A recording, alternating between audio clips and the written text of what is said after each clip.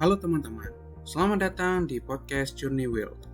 Pada kesempatan kali ini, kita akan membahas topik yang sangat penting dan relevan bagi kita semua, yaitu mengenai tantangan ekonomi Indonesia, bagaimana kita bisa untuk menavigasi ketidakpastian dan perkembangan di masa mendatang.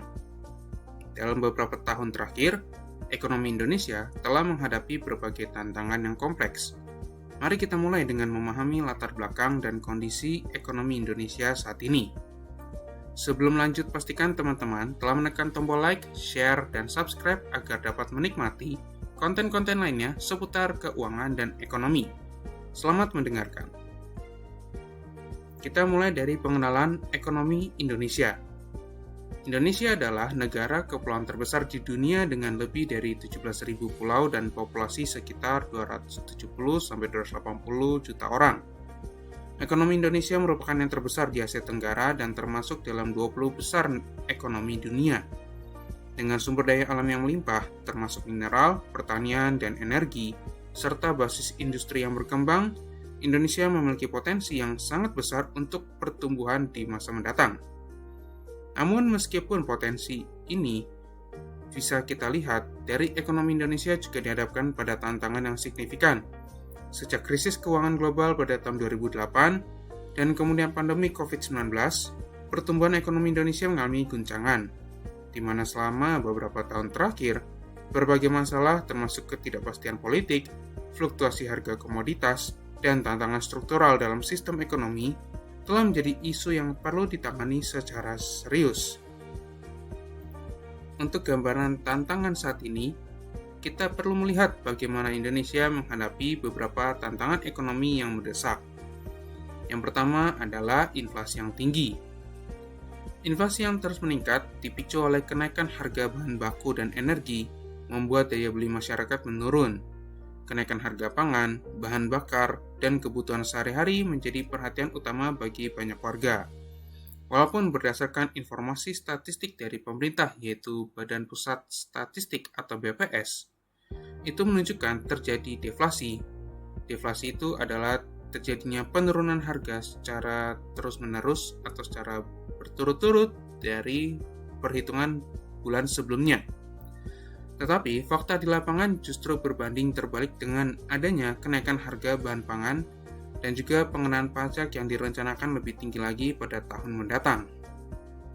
Yang kedua adalah ketidakpastian pasar global, di mana ketidakpastian di pasar global termasuk perang dagang dan perubahan kebijakan ekonomi di negara-negara besar mempengaruhi ekspor dan investasi asing di Indonesia. Hal ini menyebabkan kekhawatiran tentang pertumbuhan ekonomi secara jangka panjang. Yang ketiga adalah tingkat pengangguran. Meskipun Indonesia telah mencatat penurunan angka pengangguran, pandemi COVID-19 telah mengganggu banyak sektor, terutama sektor informal yang menyerap banyak tenaga kerja. Banyak orang kehilangan pekerjaan dan sulit menemukan pekerjaan baru. Apalagi ditambah dengan kondisi saat ini, di mana tingkat pengangguran juga mulai meningkat. Terlihat dari berbagai pencatatan data statistik, bisa kita lihat bahwa adanya peningkatan pemutusan hubungan kerja yang terjadi. Kemudian yang keempat adalah kemiskinan dan ketimpangan, di mana meskipun angka kemiskinan secara keseluruhan menurun, ketimpangan ekonomi masih menjadi masalah besar, di mana banyak orang masih hidup di bawah garis kemiskinan dan perbedaan antara yang kaya dan miskin semakin melebar. Dan yang kelima adalah perubahan iklim. Indonesia juga menghadapi tantangan terkait perubahan iklim yang mengancam ketahanan pangan dan sumber daya alam. Bencana alam yang semakin sering terjadi seperti banjir dan kebakaran hutan memperburuk situasi yang ada. Apalagi dengan kondisi saat ini, di mana terjadinya perubahan cuaca, yang di mana adanya kemarau berkelanjutan yang berkepanjangan, itu turut mempengaruhi bagaimana kondisi perekonomian di Indonesia saat ini. Lalu kemudian kita bisa memperhatikan apa dampak yang diberikan atau yang diterima oleh masyarakat. Dampak ekonomi yang dihadapi Indonesia saat ini memiliki konsekuensi nyata pada kehidupan sehari-hari masyarakat. Ketika kita membicarakan tantangan-tantangan seperti inflasi, pengangguran, dan ketimpangan, dampaknya tidak hanya terasa di level makroekonomi, tetapi juga menyentuh setiap lapisan masyarakat dengan cara yang berbeda. Kemudian dalam podcast ini kita akan menggali lebih dalam mengenai bagaimana setiap tantangan tersebut mempengaruhi masyarakat secara langsung. Kemudian kita akan membahas mengenai inflasi, yang dimana adanya peningkatan biaya hidup. Salah satu dampak yang paling terasa oleh warga adalah inflasi, terutama kenaikan harga kebutuhan pokok seperti makanan, bahan bakar, dan energi. Ketika harga-harga naik secara konsisten, daya beli masyarakat menurun. Bagi keluarga kelas menengah ke bawah, inflasi dapat mengganggu stabilitas keuangan mereka. Bahkan terjadi penurunan yang cukup besar dari masyarakat kelas menengah menjadi kelas menengah bawah sebagai akibat dari meningkatnya inflasi. Bayangkan sebuah keluarga dengan penghasilan tetap yang harus menghadapi kenaikan harga beras, minyak goreng, dan gas LPG.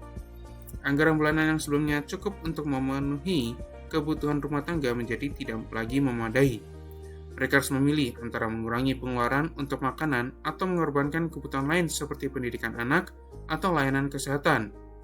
Keluarga ini mungkin terpaksa mengurangi konsumsi gizi yang lebih baik, membeli makanan yang lebih murah, dan pada akhirnya berpotensi merusak kesehatan dalam jangka panjang. Selain itu, bagi keluarga yang bergantung pada transportasi publik atau kendaraan pribadi, kenaikan harga bahan bakar membuat biaya transportasi melonjak. Para pekerja yang harus melakukan perjalanan jauh setiap hari merasakan tekanan keuangan yang lebih besar.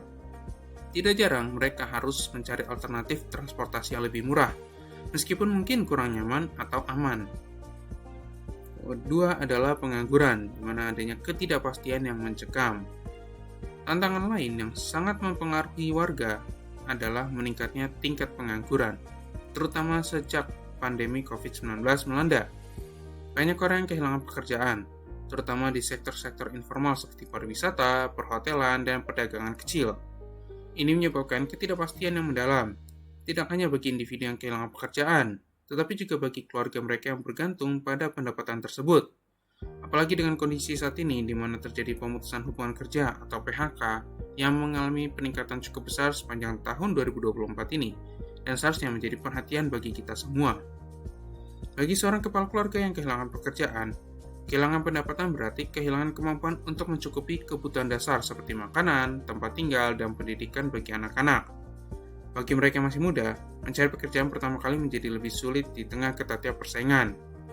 Lulusan baru yang penuh harapan seringkali mendapati bahwa pasar kerja tidak sesuai dengan ekspektasi mereka.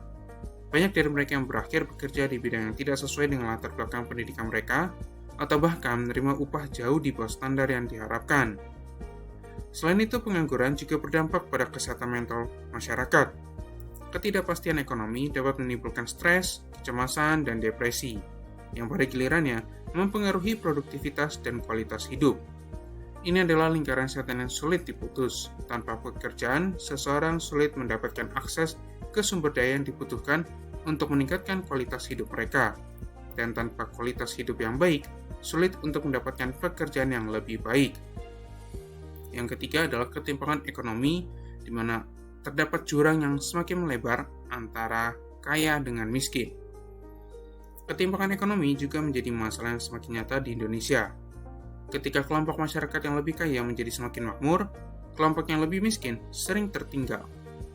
Perbedaan pendapatan yang mencolok ini menciptakan ketegangan sosial dan menimbulkan rasa ketidakadilan di kalangan masyarakat. Bila diperhatikan secara seksama, sebenarnya justru kelas menengah yang menjadi turun kelas ke kelas menengah ke bawah. Bagi keluarga yang berada di bawah garis kemiskinan, akses terhadap layanan dasar seperti pendidikan dan kesehatan seringkali terbatas. Misalnya, meskipun pemerintah telah menyediakan sekolah gratis, biaya-biaya tambahan seperti seragam, buku, dan transportasi masih menjadi beban yang berat. Bagi keluarga miskin, ini bisa berarti anak-anak mereka tidak dapat melanjutkan pendidikan ke jenjang yang lebih tinggi, sehingga memutuskan siklus kemiskinan menjadi semakin sulit. Di sisi lain, mereka yang berada di puncak piramida ekonomi memiliki akses lebih mudah terhadap pendidikan berkualitas, layanan kesehatan premium, dan peluang investasi. Mereka dapat mengembangkan kekayaan mereka dengan cepat, sementara kelompok yang kurang mampu terjebak dalam siklus kemiskinan yang sulit diputus. Ketimpangan ini juga terlihat dalam distribusi sumber daya di berbagai daerah. Daerah-daerah perkotaan seperti Jakarta, Surabaya, dan Bali memiliki akses lebih baik terhadap infrastruktur, pendidikan, dan lapangan pekerjaan. Sementara banyak daerah pedesaan masih tertinggal. Warga yang tinggal di daerah-daerah tertinggal ini seringkali harus bermigrasi ke kota-kota besar untuk mencari pekerjaan yang pada akhirnya menambah tekanan pada infrastruktur perkotaan yang sudah padat. Kemudian dampak sosial di mana adanya ketidakpuasan dan protes. Tantangan ekonomi ini tidak hanya mempengaruhi kehidupan individu, tetapi juga menciptakan dampak sosial yang lebih luas. Ketidakpuasan terhadap ketimpangan dan ketidakstabilan ekonomi seringkali memicu protes dan demonstrasi. Kita bisa melihat bagaimana kebijakan-kebijakan pemerintah yang dianggap tidak adil, seperti kenaikan harga BBM atau pajak, dapat menimbulkan kemarahan publik. Demonstrasi yang meluas di berbagai daerah seringkali menjadi cerminan ketidakpuasan warga terhadap kondisi ekonomi yang dirasakan semakin sulit. Selain itu, meningkatnya ketidakpastian ekonomi juga memicu peningkatan kriminalitas. Ketika warga merasa terpojok oleh kesulitan ekonomi, beberapa di antaranya mungkin beralih pada kegiatan ilegal sebagai cara untuk bertahan hidup. Hal ini tentu berdampak negatif pada stabilitas sosial dan keamanan, menciptakan siklus permasalahan yang semakin rumit. Kemudian pendidikan dan kesehatan, di mana ini menjadi korban dari krisis ekonomi yang mungkin saja terjadi. Dalam situasi ekonomi yang sulit, pendidikan dan kesehatan seringkali menjadi sektor yang paling terdampak. Bagi banyak keluarga, ketika pendapatan menurun, pendidikan anak-anak adalah salah satu hal pertama yang dikorbankan. Keluarga yang tidak mampu membayar biaya pendidikan tambahan seringkali menarik anak-anak mereka keluar dari sekolah, terutama di tingkat yang lebih tinggi seperti sekolah menengah atas atau perguruan tinggi. Hal yang sama terjadi di sektor kesehatan, di mana warga yang tidak memiliki asuransi kesehatan atau akses ke layanan kesehatan yang terjangkau seringkali menunda atau menghindari perawatan medis, bahkan untuk penyakit yang serius. Akibatnya, masalah kesehatan yang seharusnya bisa diatasi sejak dini menjadi lebih parah dan membutuhkan biaya yang jauh lebih besar untuk diobati. Dalam jangka panjang, dampak dari kekurangan akses terhadap pendidikan dan kesehatan ini bisa sangat merugikan. Tanpa pendidikan yang memadai, generasi muda Indonesia akan kesulitan bersaing di pasar kerja global.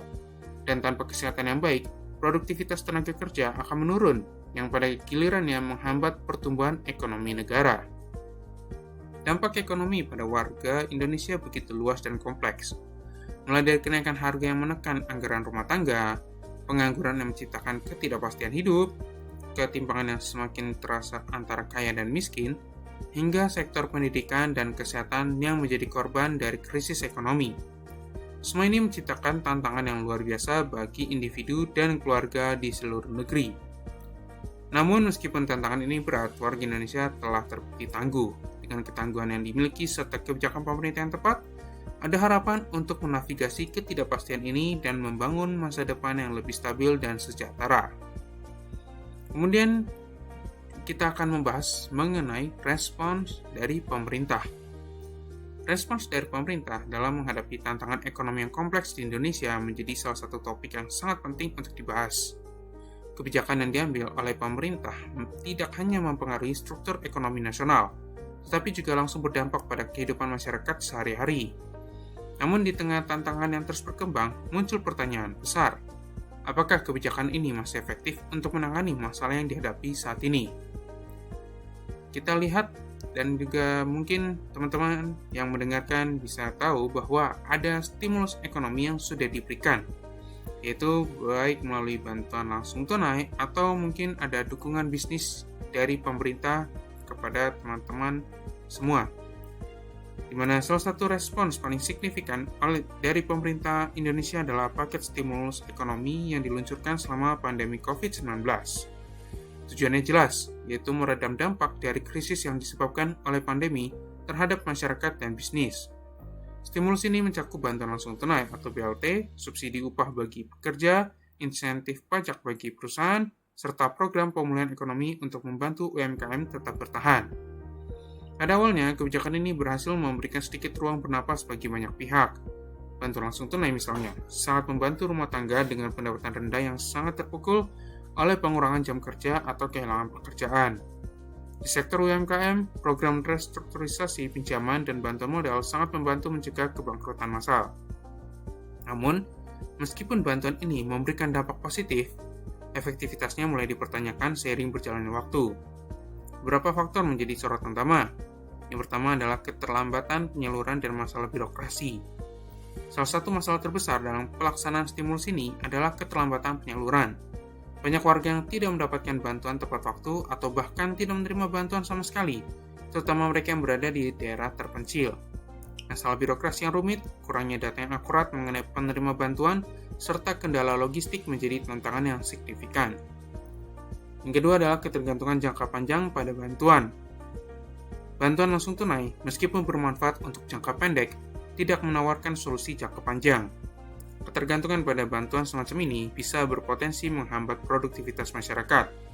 Pada titik tertentu, warga yang terbiasa menerima bantuan tanpa ada dorongan untuk kembali bekerja atau mencari alternatif pendapatan bisa terjebak dalam siklus ketergantungan. Yang ketiga, kurangnya penekanan pada inovasi dan diversifikasi. Stimulus ekonomi ini sebagian besar berfokus pada pemulihan sektor-sektor yang sudah ada. Namun, di tengah perubahan global yang begitu cepat, sektor-sektor tradisional yang menerima bantuan ini mungkin tidak lagi mampu bersaing di masa depan. Ada kebutuhan mendesak untuk mendorong diversifikasi ekonomi dan inovasi, tetapi respons pemerintah dalam hal ini masih terbatas. Kemudian pemerintah juga memperkenalkan berbagai program pemberdayaan dan pelatihan kerja sebagai bagian dari upaya menciptakan lapangan kerja baru dan meningkatkan keterampilan tenaga kerja Indonesia. Salah satu inisiatif yang menonjol adalah Kartu Prakerja, yang bertujuan untuk memberikan pelatihan bagi mereka yang menganggur atau terdampak pandemi. Program ini dirancang untuk membantu warga, masyarakat mendapatkan keterampilan baru yang relevan dengan kebutuhan pasar kerja saat ini. Pada dasarnya, Kartu Prakerja adalah ide yang baik. Dengan dunia kerja yang terus berubah, terutama dengan peningkatan teknologi dan digitalisasi, pelatihan keterampilan baru menjadi sangat penting.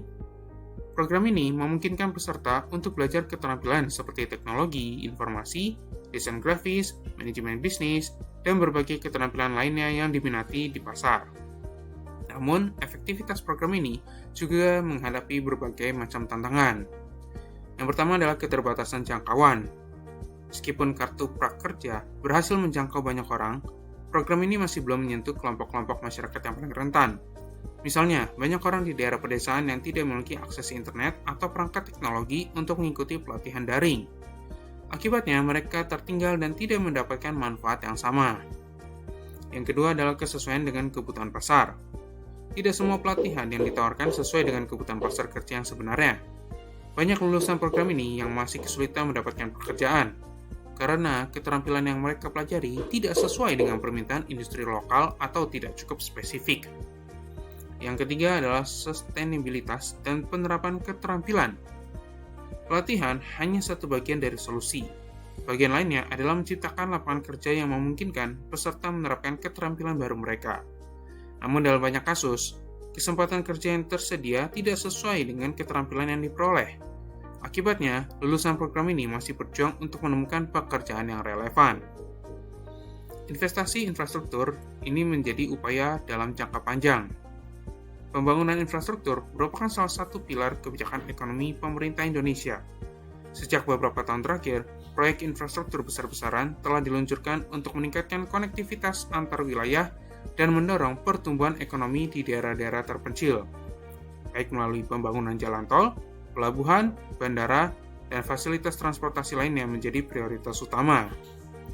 Ada dua tujuan utama di balik investasi ini. Yang pertama adalah menciptakan lapangan kerja dalam jangka pendek, dan kedua, mendorong pertumbuhan ekonomi jangka panjang dengan meningkatkan konektivitas. Infrastruktur yang baik dapat membuka akses ke pasar yang lebih luas, meningkatkan efisiensi distribusi barang, dan mendorong investasi asing. Namun meskipun manfaat infrastruktur jelas, ada beberapa masalah yang perlu diperhatikan. Yang pertama adalah ketimpangan pembangunan, di mana investasi infrastruktur sebagian besar terkonsentrasi di daerah perkotaan atau daerah-daerah yang dianggap strategis dari segi ekonomi. Sementara banyak wilayah pedesaan yang masih tertinggal dari segi infrastruktur. Ketimpangan ini memperburuk kesenjangan antara wilayah perkotaan dan pedesaan. Yang kedua adalah biaya yang besar dan utang negara, di mana proyek-proyek infrastruktur berskala besar memerlukan biaya yang sangat besar.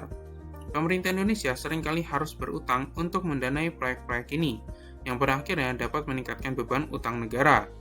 Dengan ekonomi global yang masih tidak stabil, utang ini bisa menjadi beban jangka panjang yang menghambat pertumbuhan ekonomi di masa depan. Yang ketiga adalah penggunaan yang optimal, di mana tidak semua proyek infrastruktur langsung memberikan dampak ekonomi yang signifikan. Beberapa proyek besar mungkin memerlukan waktu bertahun-tahun sebelum manfaat ekonominya benar-benar terasa. Sementara itu, biaya pemeliharaan dan operasional terus berjalan, yang bisa menjadi tantangan tambahan bagi anggaran negara. Kebijakan lingkungan, yaitu menjawab tantangan perubahan iklim yang terjadi. Pemerintah Indonesia juga telah mengambil langkah-langkah dalam respons tantangan perubahan iklim, mengingat Indonesia adalah salah satu negara yang paling rentan terhadap dampak perubahan iklim. Inisiatif seperti pelestarian hutan, pengurangan emisi karbon, dan pengembangan energi terbarukan telah diperkenalkan untuk meningkatkan ketahanan lingkungan. Namun, respons ini masih diwarnai dengan berbagai dilema. Yang pertama adalah komitmen terhadap pertumbuhan hijau. Meskipun ada niat baik dalam mengembangkan ekonomi hijau, pertumbuhan ekonomi Indonesia masih sangat bergantung pada industri berbasis sumber daya alam seperti tambang dan kelapa sawit. Upaya untuk mengurangi dampak lingkungan seringkali berbenturan dengan kebutuhan untuk terus mengeksploitasi sumber daya ini demi pertumbuhan ekonomi jangka pendek. Yang kedua adalah pengawasan dan penegakan hukum yang masih lemah. Kebijakan lingkungan seringkali tidak diikuti dengan pengawasan dan penegakan hukum yang memadai, di mana adanya penebangan liar, pembakaran hutan, dan eksploitasi sumber daya alam yang tidak terkendali masih menjadi masalah besar, dan hal ini menunjukkan bahwa kebijakan lingkungan yang ada belum sepenuhnya efektif. Jika teman-teman mendengarkan dari berbagai kebijakan yang diterapkan, jelas bahwa pemerintah Indonesia telah berupaya keras untuk mengatasi tantangan ekonomi yang ada. Namun efektivitas kebijakan-kebijakan ini bisa diperdebatkan, terutama jika dilihat dari konteks tantangan ekonomi global yang terus berubah dan tantangan internal yang semakin rumit. Dalam jangka pendek, kebijakan seperti stimulus ekonomi dan bantuan langsung tunai memang memberikan dampak positif. Namun ketergantungan pada bantuan semacam itu harus dihindari. Di sisi lain, inisiatif jangka panjang seperti investasi infrastruktur dan pemberdayaan tenaga kerja sangat penting. Tetapi, tantangannya adalah bagaimana kebijakan-kebijakan ini dapat menyentuh semua lapisan masyarakat dan tidak hanya terfokus pada wilayah-wilayah tertentu atau kelompok-kelompok tertentu. Kesimpulannya, meskipun pemerintah telah melakukan banyak hal untuk respons tantangan ekonomi, masih diperlukan penyesuaian dan perbaikan untuk memastikan bahwa kebijakan ini benar-benar efektif dan berkelanjutan di tengah dinamika ekonomi yang terus berkembang. Pemerintah harus lebih fokus pada diversifikasi ekonomi, peningkatan kapasitas tenaga kerja, dan kebijakan yang inklusif untuk semua lapisan masyarakat. Peluang di tengah tantangan. Meskipun tantangan yang dihadapi cukup berat, ada juga peluang yang dapat dimanfaatkan oleh masyarakat dan pelaku usaha. Beberapa peluang ini meliputi, pertama adalah digitalisasi dan inovasi, di mana percepatan digitalisasi selama pandemi menciptakan peluang bagi bisnis untuk beradaptasi dan berkembang secara online. UMKM yang mampu memanfaatkan teknologi digital dapat menjangkau lebih banyak pelanggan dan meningkatkan efisiensi operasional. Yang kedua adalah investasi hijau, mana kesadaran akan pentingnya keberlanjutan semakin meningkat. Pelaku usaha yang berinvestasi dalam praktik ramah lingkungan dan produk berkelanjutan dapat memanfaatkan pasar yang terus berkembang untuk produk ramah lingkungan.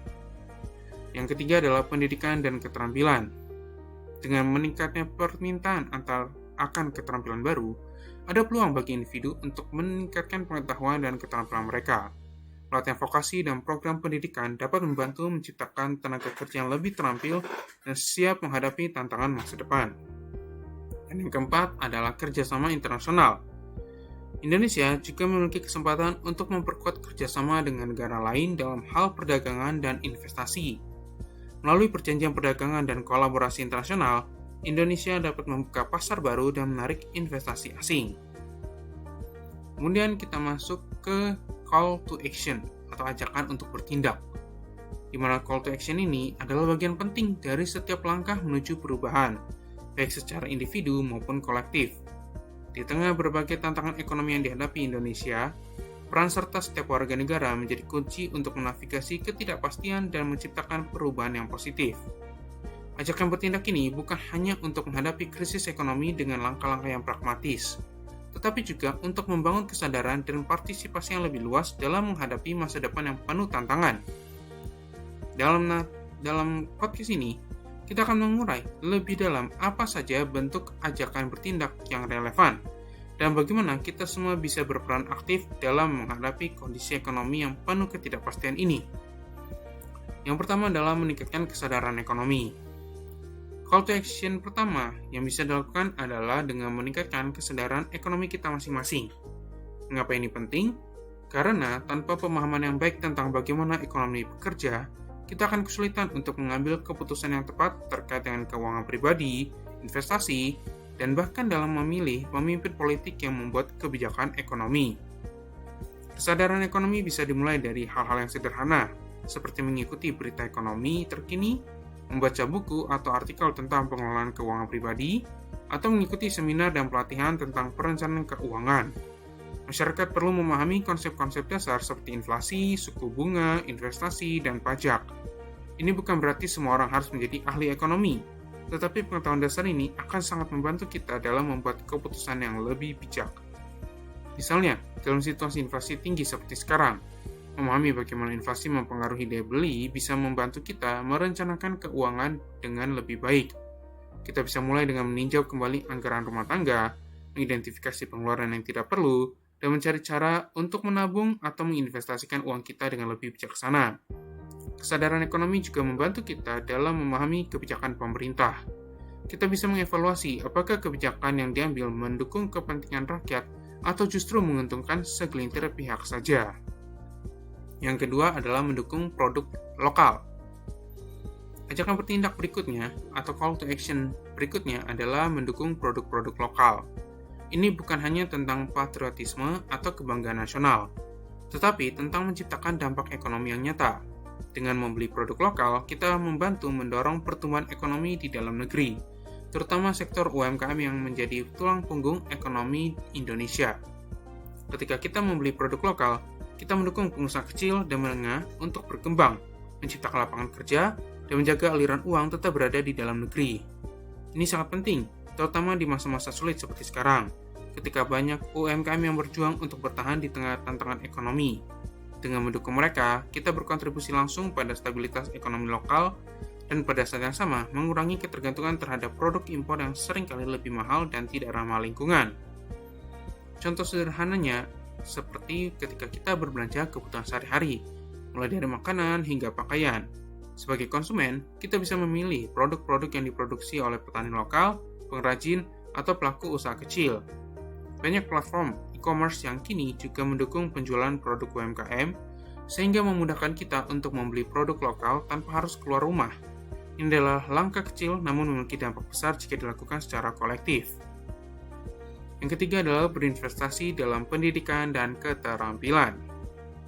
Di tengah tantangan ekonomi, salah satu hal terpenting yang bisa kita lakukan adalah berinvestasi dalam pendidikan dan keterampilan. Ajakan ini tidak hanya berlaku bagi generasi muda, tetapi juga untuk semua kalangan. Dunia saat ini terus berubah dengan cepat, dan keterampilan yang relevan sangat penting untuk bisa bertahan dan berkembang dalam lingkungan ekonomi yang kompetitif. Bagi generasi muda, pendidikan formal tetap menjadi salah satu cara terbaik untuk meningkatkan prospek karir. Namun di luar pendidikan formal, keterampilan praktis yang relevan juga semakin penting. Dengan adanya perkembangan teknologi yang pesat, keterampilan dalam bidang digital seperti pemasaran online, pengembangan aplikasi, desain grafis, dan data analisis akan menjadi sangat dibutuhkan. Oleh karena itu, pelatihan tambahan atau kursus-kursus singkat dalam bidang yang diminati bisa menjadi investasi berharga untuk masa depan. Bagi mereka yang sudah bekerja, penting untuk terus mengembangkan keterampilan baru dan meningkatkan kompetensi.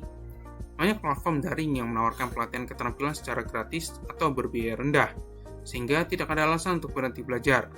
Kita bisa memanfaatkan kesempatan ini untuk menambah nilai kita sebagai individu di dunia kerja. Dengan memiliki keterampilan yang relevan, kita akan lebih siap menghadapi perubahan pasar kerja yang seringkali tidak terduga. Yang keempat, terlibat dalam komunitas dan solidaritas sosial. Di masa ketidakpastian ekonomi, kita tidak hanya harus fokus pada diri sendiri, tetapi juga saling membantu dan mendukung satu sama lain. Ajakan bertindak ini menekankan pentingnya solidaritas sosial dan keterlibatan dalam komunitas. Masyarakat Indonesia terkenal dengan budaya gotong royongnya, dan ini adalah saat yang tepat untuk memperkuat kembali nilai-nilai tersebut. Dalam skala lokal, kita bisa bergabung dalam kelompok-kelompok komunitas atau organisasi nirlaba yang bekerja untuk membantu warga yang paling terdampak oleh krisis ekonomi. Ini bisa berupa membantu menyediakan makanan bagi yang membutuhkan, memberikan pelatihan keterampilan bagi mereka yang kehilangan pekerjaan, atau mendukung program-program sosial yang bertujuan memperbaiki kondisi ekonomi masyarakat.